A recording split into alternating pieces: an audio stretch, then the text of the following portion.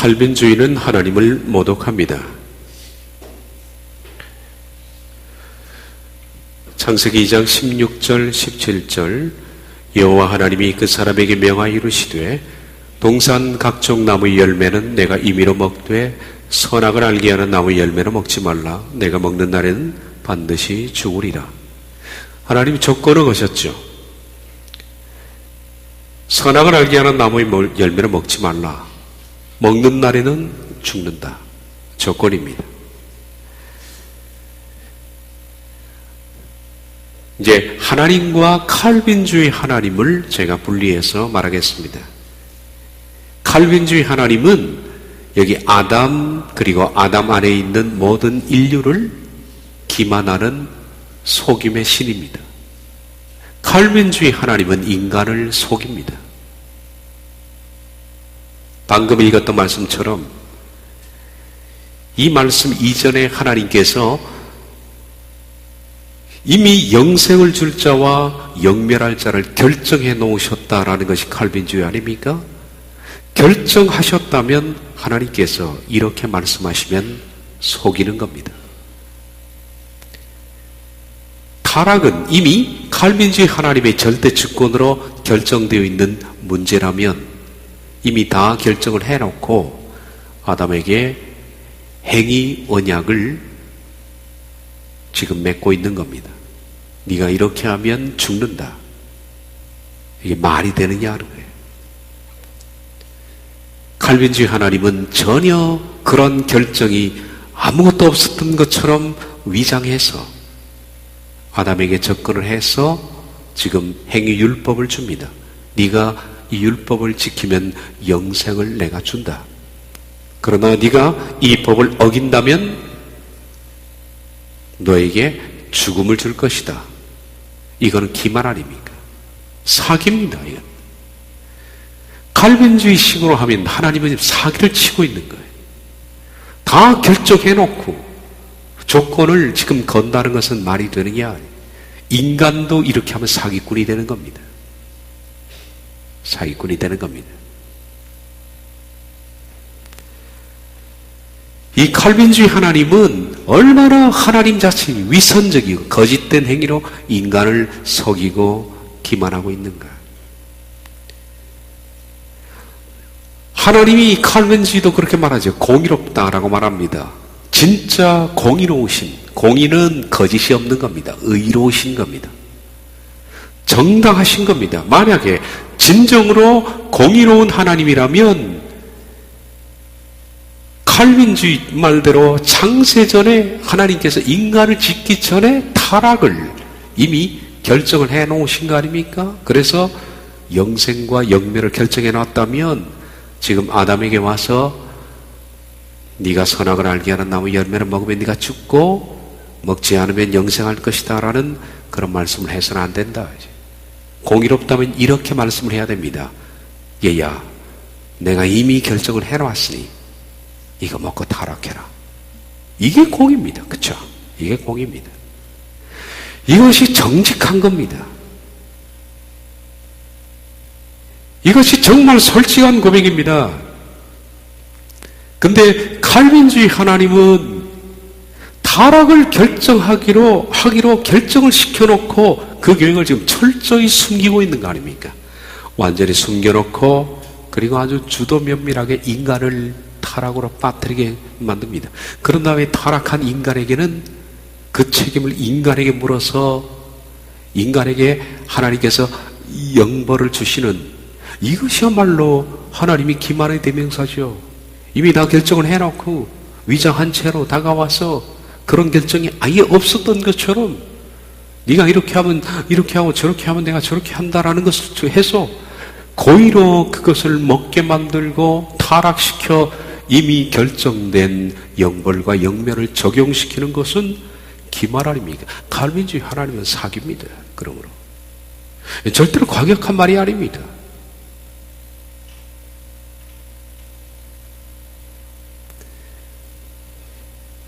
이 약속, 아담을 통해서 행위 언약을 채운 이 약속은 전 아담을 포함한 뿐만 아니라 전 인류를 대상으로 하는 가정한 것이 됩니다. 그러므로 칼빈주의는 하나님을 기만자로 만듭니다. 그것도 아주 가증한 기만자로 만드는 겁니다. 도대체 칼빈주의는 하나님을 뭘로 만들고 싶을까? 뭘로 보고 있는가? 뭘로 보고 있는가? 우린 속았던 거야. 아담도 속고 인류도 속은 겁니다. 애초부터 하나님은 모든 사람에게 영생을 줄 계획은 없었습니다. 이미 다 결정을 해왔습니다. 그리고 결정된 대로 모든 것이 진행되고 결정된 대로 타락하고 결정된 대로 그 가운데 어떤 사람은 건지고 어떤 사람은 버릴 것을 다 작정을 해놓고 마치 그런 것들이 전혀 없었던 것처럼 은근히 접근해서 조건을 걸고 인간은 순수하게 기만에 속아 넘어가는 사기죠. 이것은 창세전에 이미 다 작정을 해놓고 아담에게는 선악과를 먹지 않으면 영생을 줄 것이다는 것, 거짓된 기만을 늘어놓아서 인간을 속인 겁니다. 이걸 믿고 살아온 거예요, 우리가. 그리고 수많은 사람들이 이걸 아직 믿고 살아가고 있습니다. 자기들은 모르지만은 자기가 믿고 있는 칼빈주의적 관점에서의 하나님은 사기꾼으로 보는 겁니다. 그러므로 칼빈주의는 하나님을 모독하는 겁니다. 극도로 모독하는 겁니다. 이미 타락을 절대주권으로 결정해 놓았다면 아담과 인류가 갈 수 있는 유일한 길은 타락밖에 없지 않습니까? 칼빈주의 하나님은 인간에게 이미 타락을 절대 유일한 것으로 예정하고 결정하고 신적 작정을 해둔 상태에서 그 음흉한 계략은 감춰둔 채 아담에게 영생을 줄 것처럼 거짓말을 한 것이다. 자기 손으로, 하나님의 손으로, 이 칼빈주의 하나님의 손으로 아담과 인류에게 타락을 결정해 놓고 자신의 입으로 아담에게 율법을 순종하면 영생을 주겠노라고 하고 있다. 그런데도 인간에게 타락을 결정해 놓고서는 그 책임을 또 인간에게 고스란히 떠넘긴다. 말이 되는 얘기냐?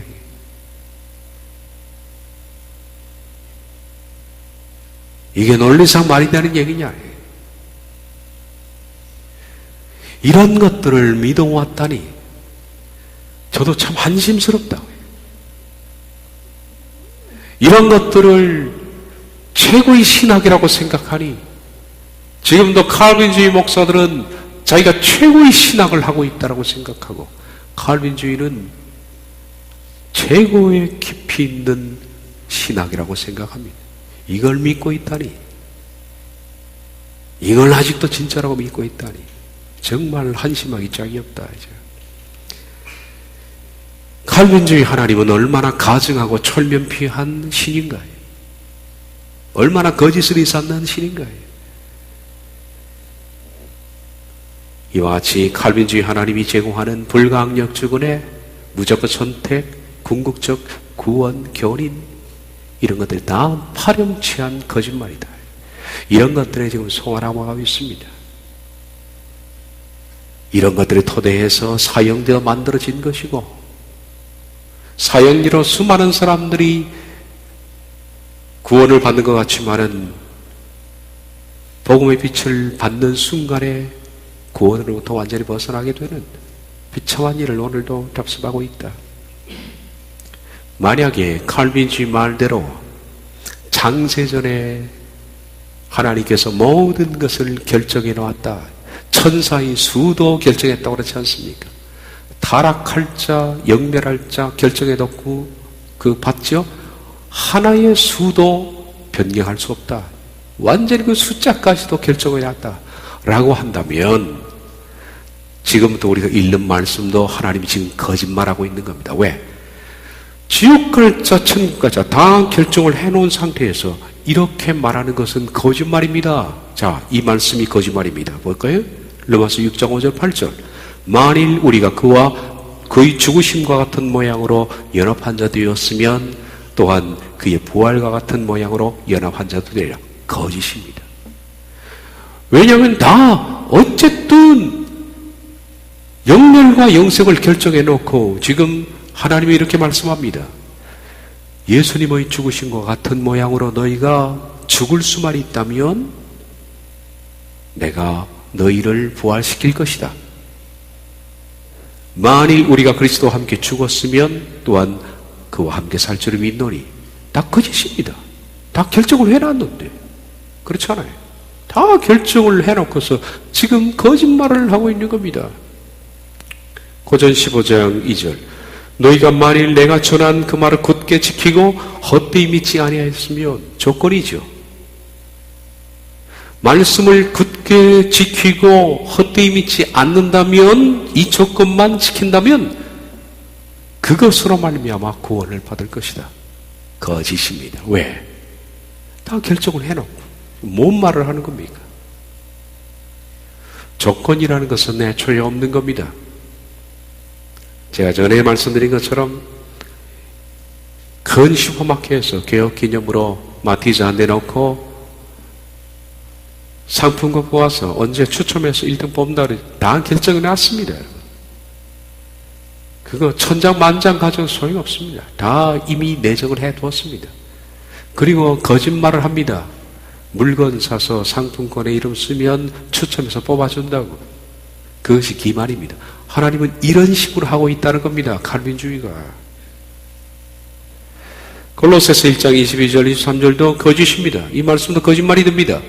이제는 그의 육체의 죽음으로 말미암아 화목하게 하사 너희를 거룩하게 하고 흠없고 책망할 것이 없는 자로 그 앞에 세우고자 하셨나니 만일 너희가 믿음에 거하고 터 위에 굳게 서서 너희의 들은 바 복음의 소망에서 흔들리지 아니하면 그러하리라. 너희가 믿음에 서서 믿음에 거하고 믿음에 거한다는 믿음 안에 사는 겁니다. 터 위에 굳게 서서 복음의 소망에서 흔들리지 아니하면 이게 어떤 상태예요? 이 상태가 이겁니다. 너희가 거룩하게 되고 흠없게 되고 책망할 것이 없는 자가 되는 거예요. 너희가 믿음에 거하고 터 위에 굳게 서서 너희들은 복음의 소망에서 흔들리지 않는, 다시 말하면 거룩하게 되고 흠없게 되고 책망할 것이 없는 자가 되면 너희를 그와 함께 살릴 것이다. 거짓이죠. 다 결정해놓고 뭔 말을 하는 겁니까 지금? 베드로후서 2장 20절 만일 그들이 우리 주 되신 구주 예수 그리스도를 알므로 세상의 더러움을 피한 후에 다시 그 중에 얽매이고 지면 그 나중 형편이 처음보다 더 심하리라. 이미 영생을 결정해 놓은 사람은 믿다가 세상의 더러움에 빠져서 그 형편에 패배하게 되면 영멸한다고요? 아닙니다. 뭐라고 칼빈이 말했습니까? 그 수는 조금 더 변경될 수 없다고 그렇지 않습니까? 그러므로 이것도 거짓입니다. 요한일서 1장 7절 만일 우리도 빛 가운데 행하면 그 아들 예수의 피가 우리를 모든 죄에서 깨끗하게 하실 것이요. 요한일서 2장 24절 너희가 처음부터 들은 것이 너희 안에 거하면 너희가 아들의 안과 아버지 안에 거하리라. 히브리서 10장 38절 또한 뒤로 물러가면 내 마음이 저를 기뻐하지 아니하리라. 15장 6절 요한복음 사람이 내 안에 거하지 아니하면 가지처럼 밖에 버리어 말라지나니. 다 거짓입니다. 요한복음 8장 51절 사람이 내 말을 지키면 죽음을 영원히 보지 아니하리라. 이런 조건은 성립될 수 없습니다. 죽음을 영원히 보지 않는 것은 하나님의 결정에 있는 거지 말을 지키고 하는 것이 있는 것이 아닙니다. 로마서 12장 21절 22절 너희가 만일 하나님의 인자에 거하면 그 인자가 너희에게 있으리라. 그렇지 않으면 너희도 지키는 바니라. 베드로서 1장 10절 너희가 이것을 행한즉 언제든지 실족하지 아니하리라. 히브리서 3장 14절 우리가 시작할 때 확실한 것을 끝까지 견고히 잡으면 그리스도와 함께 푸토코이 참여한다는 것은 천국을 나누는 겁니다. 푸토코이라는 것은 천국을 유업으로 나누다라는 뜻입니다. 그러므로 이것은 천국 간다는 얘기입니다. 신약 성경에 바울이 자주 쓰는 표현이 있죠. 참여하는 자가 된다. 그 천국 들어간다는 얘기입니다. 이런 조건이 있을 수가 없죠. 디모데후서 2장 12절 참으면 또한 함께 왕노릇할 것이요 우리가 주를 부인하면 주도 우리를 부인하실 것이라. 무슨 참으면 왕노릇합니까? 다 결정되어 있는데. 히브리서 10장 26절 우리가 진리를 아는 지식을 받은 후 짐짓 죄를 범한 즉 다시 속죄하는 죄가 없고. 요한일서 2장 15절 누구든지 세상을 사랑하면 아버지의 사랑이 그 속에 있지 아니하나니. 요한복음 15장 14절 너희가 나의 명하는 대로 행하면 그건 나의 친구라. 로마서 8장 13절 너희가 육신대로 살면 반드시 죽을 것이로되. 성경은 처음부터 끝까지 보면 조건입니다. 이게 한두 권이 아닙니다. 전부 깔려있는 것이 너희가 이렇게 하면 죽고 이렇게 하면 산다. 십자가의 법도 마찬가지입니다. 너희가 십자가 안에서 이렇게 법을 지키면 살고 이렇게 하면 죽는다라는 것이 전부 남아있지. 어디 칼빈주의처럼 창세전에 이미 영멸과 영생이 결정되어 있으니 어디 있나요 이런 게. 근데 이런 헛된 철학을 지금도 수많은 사람이 믿고 있습니다. 순복음도 칼빈주의고 장로교도 칼빈주의고 심지어는 요즘 감리교까지도 일부 칼빈주의직 그런 설교를 하는 목사들이 많이 있더라고요. 보니까 무슨 칼빈만 내세우면 굉장히 박식한 것처럼 유식한 것처럼 그렇게 생각합니다. 칼빈주의 목사들 제가 만나서 물어보니까 칼빈주의가 뭔지도 몰라요. 이런 거 몰라요. 칼빈이 뭔 말을 했는 걸 모릅니다. 기독교 강의에 뭐가 쓰여 있는지도 모릅니다. 웨스트민스터 신조에 뭐라고 쓰여 있는지 그들이 모릅니다. 가르쳐 주면 믿지를 않아요. 그런 게 있는지 모르니까. 답답한 노릇입니다. 그런데도 자기는 맹목적으로 칼빈주의랍니다. 맹목적으로. 칼빈만큼 성경이 정확한 게 없답니다. 오히려 칼빈주의 목사는 무식합니다. 왜냐하면 칼빈주의라는 이유 하나 때문에 그들은 성경에 무식할 수밖에 없는 겁니다. 칼빈이 얼마나 말장난을 하는지 한번 보십시오. 이건 말장난입니다. 칼빈주의는 우리 앞에 살펴본 것처럼 아담에게는 하나님께서 행위 언약을 세우셨습니다. 율법을 주면서 행위에 대한 언약입니다. 네가 율법을 지키면 내가 영생을 준다. 율법을 지키지 못하면 멸망한다. 라고 칼빈주의로 말했습니다. 이것에 대해서는 칼빈주의가 인정을 할 수밖에 없었다고 그랬죠. 왜냐하면 피해 나갈 수 있는 방도가 없기 때문에 칼빈주의는 뭐라고 인정을 했습니까? 하나님께서 인간에게 영생을 주시고 영매를 주는 기회를 줬다. 그렇게 말했습니다. 그런데 동시에 뭘 인정하느냐 하면 칼빈주의는 창세전의 타락을 결정해 두었다는 것도 믿습니다. 이게 무슨 조화가 안 되는 얘기냐. 창세전의 타락을 결정해 두었다는 것도 말하고 동시에 하나님께서 아담에게 조건을 주셔서 네가 이렇게 하면 이렇게 하고 저렇게 하면 저렇게 한다는 조건을 주었다는 이 둘을 칼빈주의는 동시에 믿고 있는 한마디로 정신이 온전치 않은 사람들입니다. 이 둘은 절대 인정할 수가 없습니다. 일치가 될 수 없습니다. 이 둘은 서로 부정이 되는 겁니다. 창세전에 영멸과 영생이 결정되었다면 하나님은 행위 언약을 세워서는 안 됩니다. 그러면 칼빈주의는 그때 이것을 행위 언약을 세운 것이 아니라 하나님께서 아담에게 행위 언약이 아니라 창세전에 이미 결정된 것을 말씀하는 것이다 라고 말하려고 보니까 문장이 명백한 거예요. 선악을 알게 하는 나무 열매를 먹으면 죽는다는 조건이 붙어 있지 않습니까? 그래서 칼빈주의는 은근슬쩍 이 부분에 있어서는 창세전 결정론을 살짝 감추어서 뭐라고 말하냐면 하나님은 인간에게 행위 언약을 주셨다라고 말하는 겁니다. 이 둘이 모순이라는 겁니다.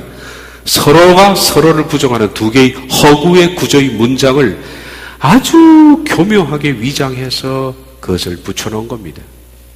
이 둘을 서로 연결하면 둘 다 거짓이라는 얘기가 나옵니다. 자, 어떤 말을 했는지 봅시다. 웨스트민스터 신앙고백서 제19장 1항을 보면 창세기 2장 17절에 대해서 이렇게 말합니다. 하나님은 아담에게 행위 계약인 율법을 주셨다. 율법을 통하여 하나님은 자신뿐만 아니라 모든 후손을 인격적이고 전적이며 엄밀하고 영구적인 순종에 매이게 하셨다. 사람이 그 율법을 지킬 때 생명을 주시겠다고 약속하셨고 조건이죠. 그것을 범할 때 사망을 준다고 경고하셨다. 그리고 아담에게 그것을 지킬 수 있는 힘과 능력을 부여해 주셨다. 분명히 이렇게 말합니다.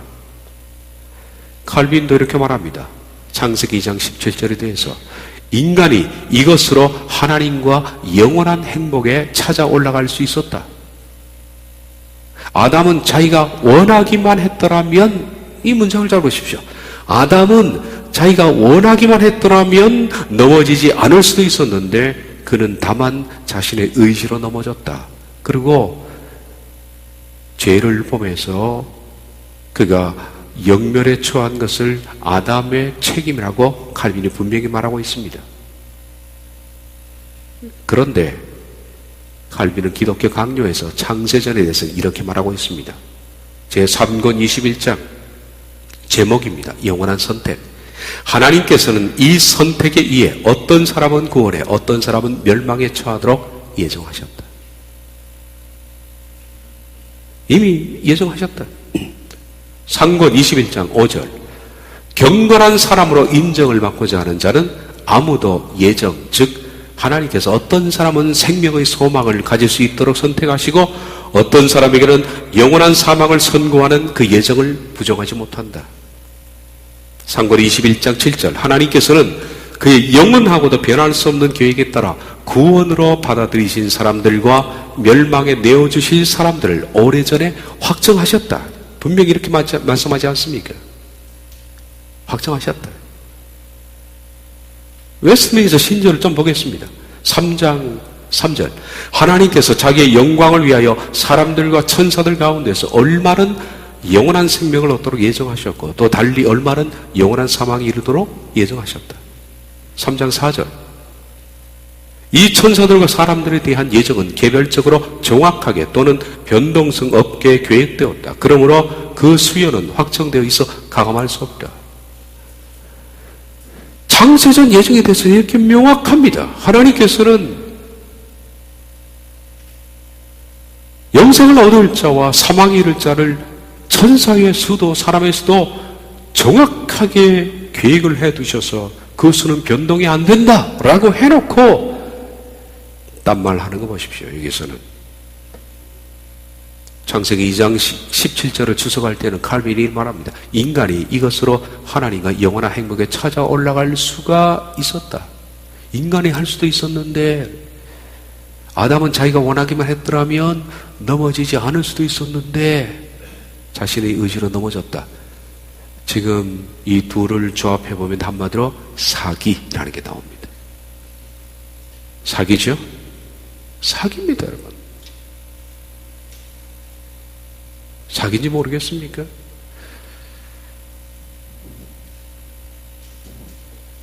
사기입니다. 다 결정을 해놓고요. 지금은 모든 죄의 재책을 아담에게 돌리고 있지 않습니까? 여기서 나온 이 사기에서 나온 열매의 결정체가 칼빈의 5대 교리입니다. 즉 바로 그들의 구원론, 이 5대 교리는 이 허무맹랑한 사기꾼의 모래탑 위에 세워진 모래집입니다.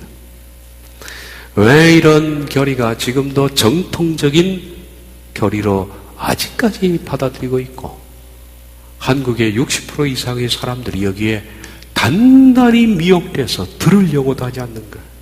들으려고도 하지 않는 거예요. 완전히 매여 있습니다. 완전히. 그래서 무슨 칼빈을 건드리면 이단이라는 단어부터 튀어나오는 이런 교리가 칼빈주의 목사들도 모르니 문제입니다. 아까 말했겠죠. 웨스트민스터 신조에 뭐라고 쓰여 있는지, 칼빈의 기독교 강요에 뭐라고 적혀 있는지도 모릅니다. 칼빈의 기독교 강요를 신학교에서 한 번 졸업할 때까지 전권을 읽어본 사람이 목사들 가운데 몇 명이 될까요? 칼빈주의 목사들 가운데 기독교 강요, 제가 인터넷을 통해서 아마 칼빈주의 목사들이 듣겠지만 솔직히 한번 가슴에 손 얹고 한번 생각해 보십시오. 신학교 1학년 들어가서 기독교 강요라는 책을 3권까지 합쳐서 6권짜리를 샀을 거예요. 지금 얼마인지 모르겠습니다만 제가 83년도에 5만 주고 샀습니다. 그 책, 서적에 자기 책꽂이에 꽂아놓은 책, 그거 펼쳐가지고 읽어본 목사는 처음부터 끝까지 읽어본 사람 아무도 없어요. 거의 없습니다. 아주 특이한 사람만이 읽습니다. 목사될 때 손 올리고 웨스트민스터 신앙 고백을 정당한 것으로 인정합니다. 장로 다 마찬가지로 그렇게 해서 안수를 받았습니다.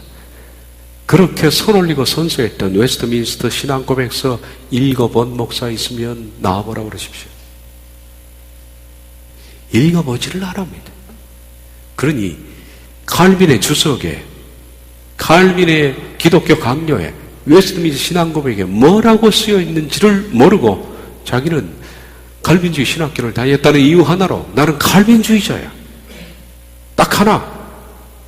칼빈주의가 뭘 말하는지도 모르고 딱 하나. 뿌리가 어떻게 생겼는지, 꽃잎이 어떻게 생긴지 다 생략하고 열매만 딱 따서 나는 5대 강령을 그대로 믿어. 이거 하나 가지고 굳세게 주장을 합니다. 굳세게. 5대 강령이 어디서부터 나왔고 어떤 이론에서 5대 강령이 빠져나왔는지 출처도 전혀 모른 채 인간은 전적으로 타락했고 하나님이 무조건적으로 선택했고 그 가운데에서 선택된 자만을 속죄하셨고 속죄된 자를 끝까지 견인하시고 그것만 믿는 겁니다. 그래서 그거와 딴소리를 하게 되면 딴소리 한 사람을 무조건 이단이라고 합니다. 무조건 이단이라고 해요. 제가 딴소리 하니까 저보고 무조건 이단이라고 그래요.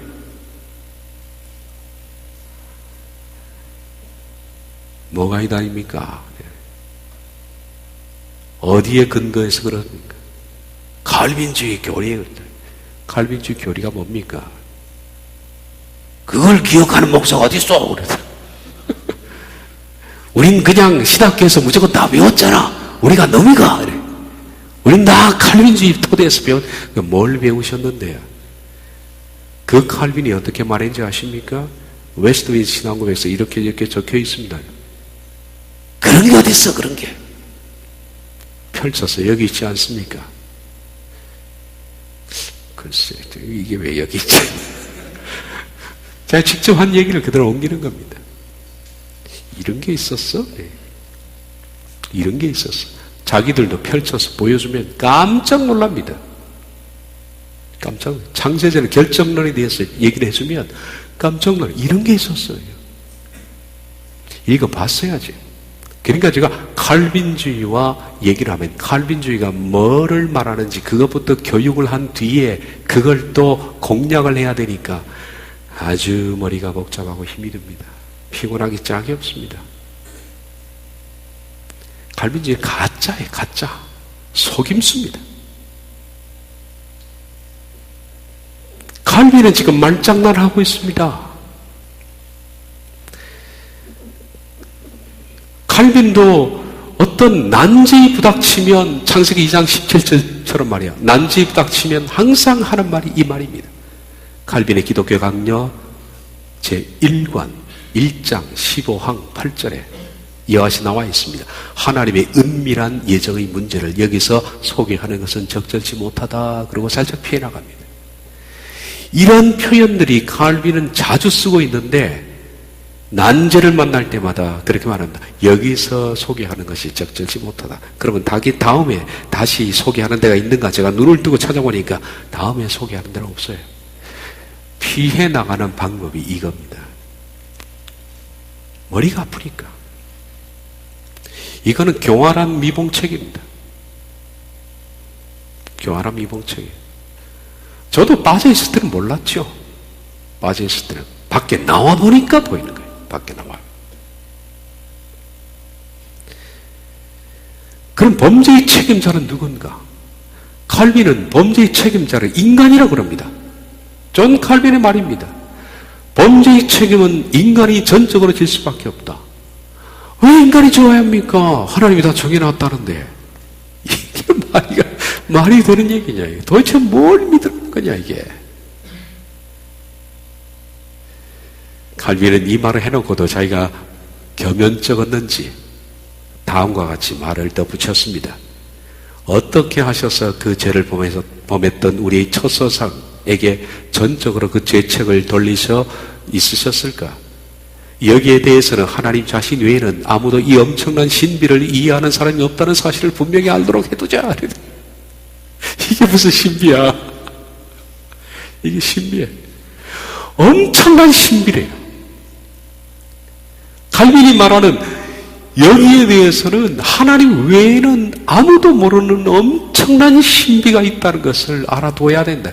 칼빈이 말하는 엄청난 신비는 뭐냐 하면 창세전에 다 결정을 해뒀다 그래 놓고 아담에게 죄책을 지우지 않습니까? 둘이 조화가 안 되잖아요. 조화가 안 되니까 이건 엄청난 신비야 그래.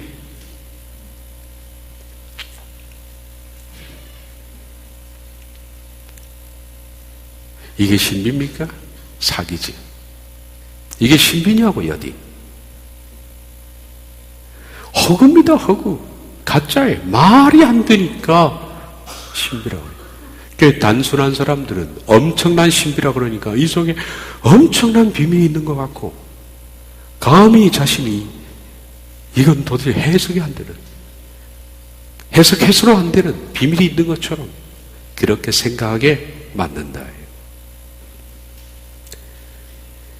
칼빈이 이렇게 또 말합니다. 인간의 타락이 하나님의 기쁨이다. 이런 무슨 맹랑한 소리가 있는가? 이런 게 있는 것조차도 칼빈지 목사는 모릅니다. 혹시 이 설교를 듣는 사람은 칼빈지 목사는 당장 웨스트민스터 신앙고에서 61항을 찾아보십시오. 이런 게 있는지 없는지. 제가 이렇게 말하니까 있는지 그걸 있는 거를 아는 사람이 없더라고요. 펴서 읽어드렸어요. 그러니까 아무 말도 못해. 이런 게 있는지. 뭐냐면 61항에 이렇게 나와 있어요. 전 인류의 타락을 하나님이 기뻐하셨고 영광을 드러내셨다. 이런 무슨 망발에 빠진 얘기가 있는가? 이런 게 있는지조차도 몰라요. 인간이 타락한 것이 하나님의 기쁨이고 인간이 부패해서 지옥에 떨어지는 것이 하나님의 영광이라고? 도대체 이들은 하나님을 뭘로 만들고 싶은 거예요? 이게 무슨 말이냐? 이게.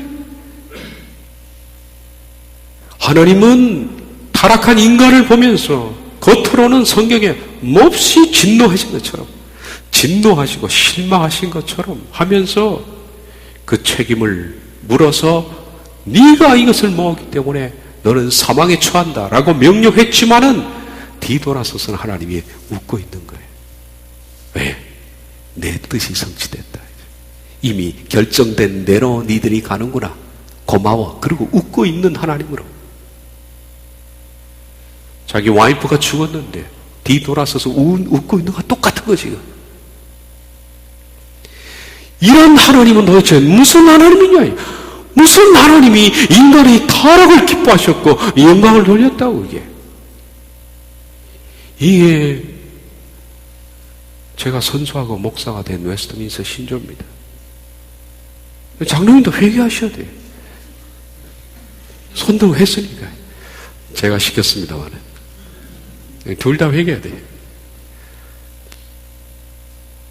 권사님들도 뭣도 모르고 웨스트민스터 신앙고백을 정당한 것을 인정하는요, 웨스트민스터가 뭔지도 모르고, 그 영국에 가면 그 동네 이름이 웨스트민스터입니다. 그게 뭔지도 모르고 그냥 굉장히 고상한 줄 알고 그냥, 그리고 그거 아멘 해야만 직분 주니까 그렇게 해서 우리가 다 그렇게 된 겁니다. 칼빈주의 신학자 베트노는 이렇게 말합니다. 죄에서 구출된 다음 구원에 대해 더욱 깊이 감사하게 하시려고 하나님은 종종 죄에 빠지는 것을 허락하신다. 이게 무슨 망언이야? 저는 김인성이나 김정은이나 이런 사람만 망언하는 줄 알았더니만은 베트노도 이런 망언을 잘합니다. 우리가 하나님께 구원의 기쁨을 느끼게 하려고 죄에 빠지게 한다고요? 죄에 빠지는 것은 우리가 잘못해서 그런 겁니다. 양호서에 뭐라 그럽니까? 하나님은 어느 누구도 시험하지 않고 유혹하시지 않고 유혹에 빠지게 하지 않느니라. 오직 유혹에 빠지는 것은 자기 욕심에 끌려 미혹됨이니, 욕심이 장성한 즉 죄를 낳고 죄가 장성한 즉 사망을 낳느니라 그랬잖아요. 자기가 죄에 빠진다고 그랬는데 하나님이 죄에 빠뜨린다 그럽니다. 그래서 빠진 다음 건져내면 얘가 기뻐하니까. 하나님은 인간이 타락하지 않고 성결한 상태를 계속함으로써 하나님을 찬양하리라고 기대하지 않으셨다.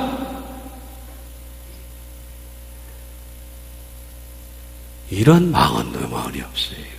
이런 망언이 없습니다.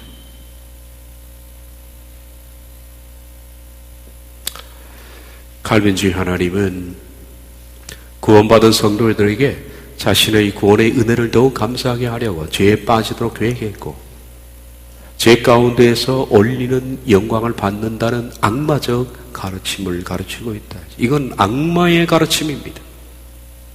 창세전에 결정된 불변적인 계획에 따라 절대 주권적인 명령으로 모든 일이 진행되고 있으므로 칼빈주의자들은 자신들 앞에 죄의 기회가 오면 하나님의 섭리와 예정에 의해 계획을 성취되어야 하기 때문에 당연히 죄를 지을 수밖에 없습니다.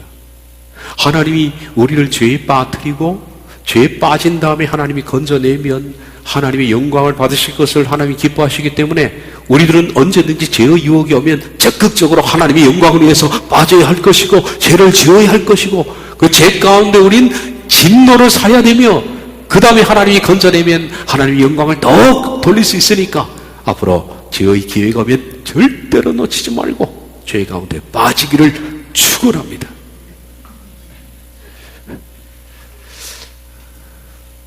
아멘입니까? 그렇게 얘기하는 거하고 똑같다는 거예요.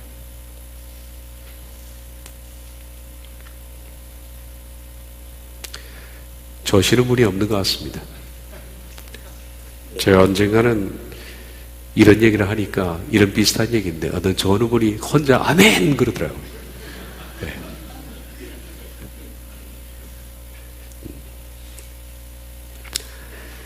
칼빈주의는 알미니안을 공격할 때 이렇게 말합니다. 알미니안의 잘못된 이론에 따르면 인간이 오늘은 하나님의 아들이 되었다가 내일은 악마의 아들이 될 수 있으며 자기 마음이 변하는 대로 이렇게 되었다가 갑자기 저렇게 될 수 있다는 말이 된다라고 베트나가 말했습니다. 그래서 그들은 인간이 죄를 범하는 것 역시 하나님의 택하심 속에 명령된 것이라고 말을 해야 하는 이유가 됩니다.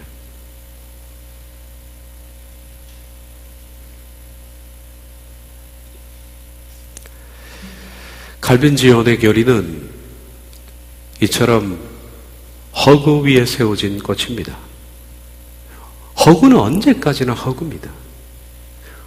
이 헛된 허구라는 나무에서는 진리의 열매가 맺힐 수 없습니다.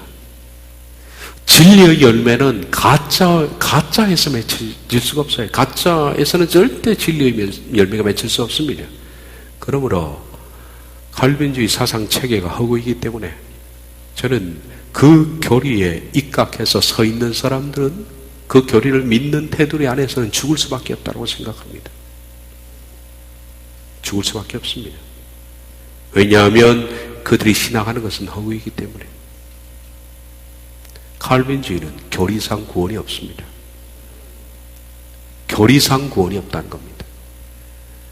모르겠습니다. 칼빈주의 교회를 다니는 사람들 가운데 그 중에 자신들이 칼빈주의 교리가 뭔지도 전혀 모르고 개인의 성결과 구원을 위해서 진력한 사람들은 하나님이 건지실 겁니다. 그러나 교리상 구원은 있을 수가 없습니다. 왜냐하면 허구 위에 출발된 거기 때문에. 거기서 뭔 올바른 진리의 열매가 맺겠습니까? 다 구원받았다는데. 전적 타락론의 허구입니다.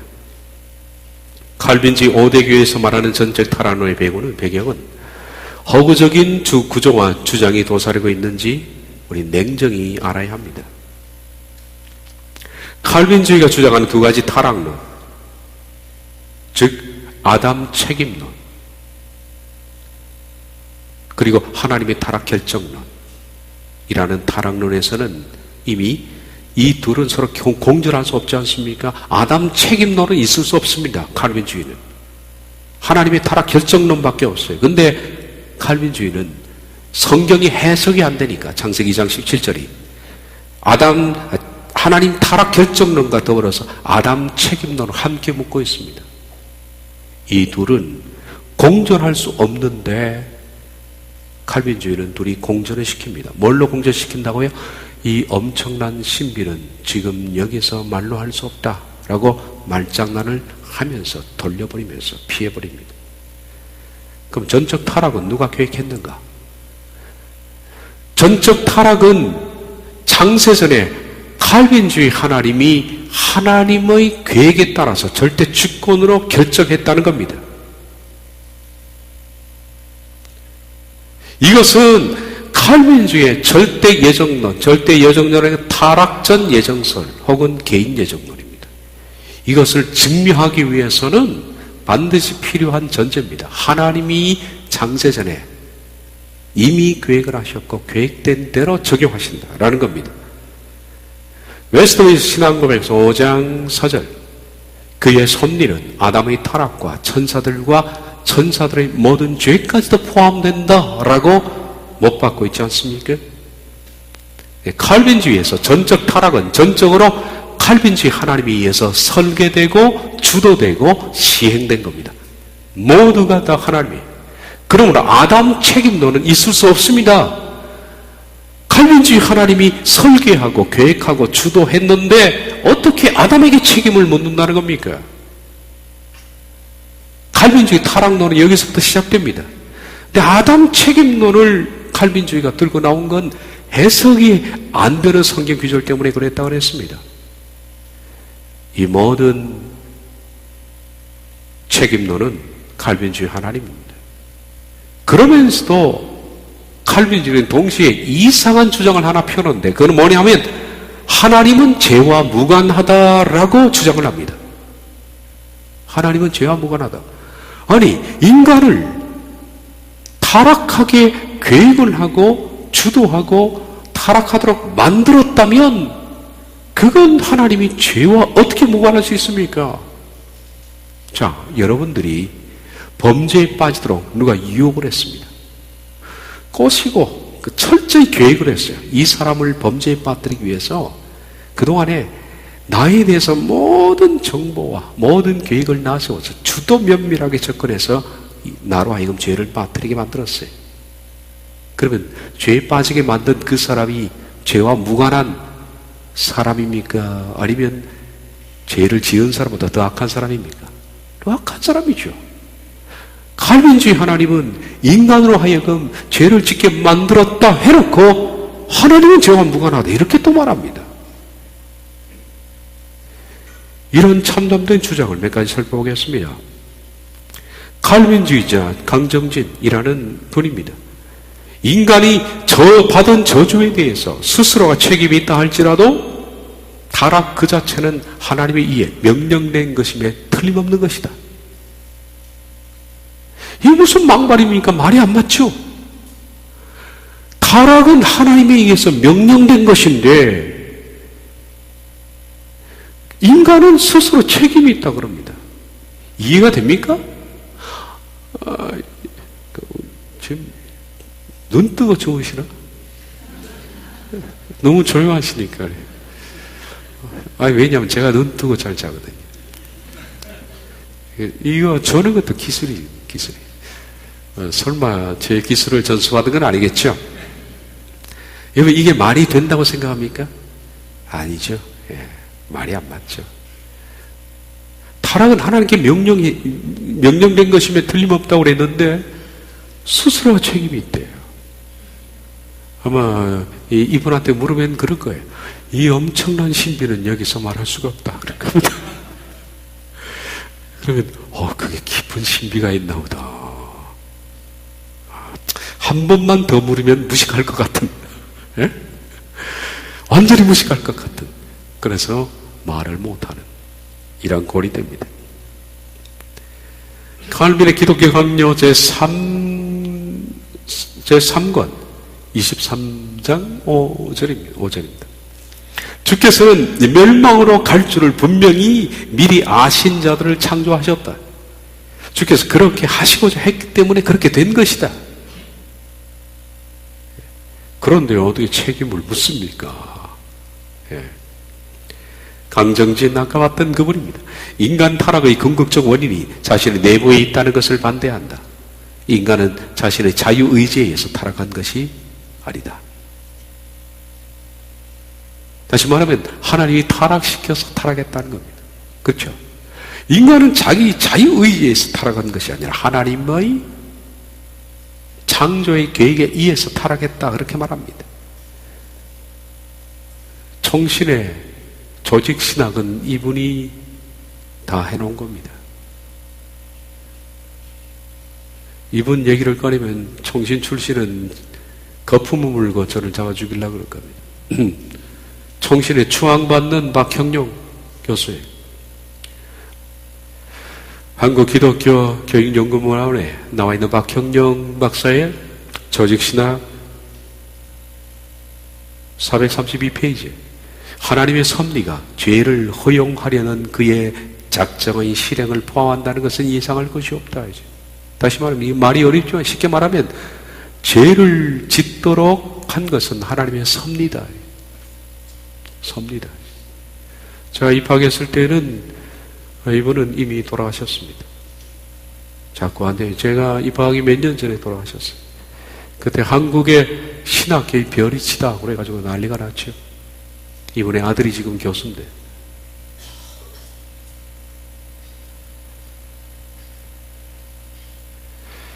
베트나, 인간의 죄행 역시 하나님의 허락하에서만 일어나는 것이다. 칼빈, 의심의 여지 없이 신은 그의 섭리 가운데서 이최초 인간의 타락에 개입하고 있었다. 물론 그것은 틀림없이 영원 전부터 예지되었으며 아무도 그 사실을 부인할 수 없다. 주께서 아담이 타락하는 것이 이롭다고 판단하셨기 때문에 첫사람이 타락하도록 하신 것이다.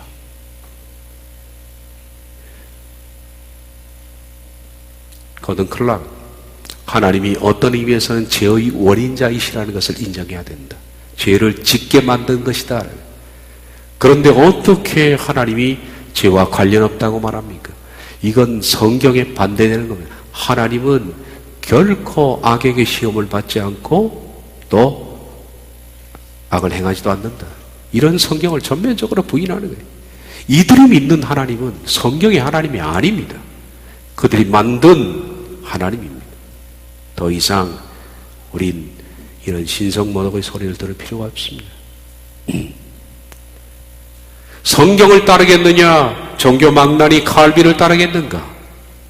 잘 알아서 선택해야 됩니다. 칼빈은 종교 망나니입니다. 하나님은 극도로 모독한, 그렇다면 칼빈주의 신학은 절대 예정론이라는 바탕 위에 세워진 집입니다. 이 바탕이 잘못됐다면 그 위에 세워진 신적 작정론, 구원론, 믿음, 기독론, 주권설, 영광론, 섭리론, 율법론, 타락론, 계획설, 신론, 교회론, 정말론, 역사관, 우주관, 세계관, 이 모든 것들도 모래집입니다. 아무것도 아니라는 얘기죠. 이 모든 내용이 기독교 강요 안에 그대로 들어있는 내용입니다. 가짜라는 얘기입니다.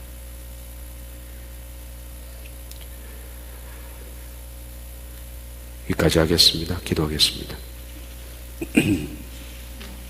하나님, 칼빈주의자들이 눈을 떴으면 좋겠습니다. 우리들은 그들을 공격하고 싶은 의도가 아닙니다. 그들을 고통스럽게 만들려고 하는 것이 아닙니다. 칼빈주의자들이 도움을 받아 눈을 떴으면 좋겠습니다.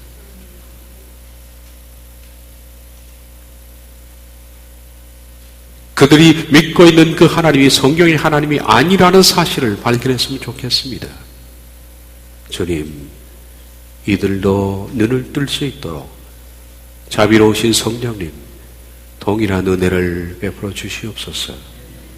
아울러 눈을 뜨게 하신 하나님께 감사하며 눈을 뜬 감사에서 그치지 말고 구원을 두렵고 떨림으로 이루어 가게 해 주옵소서.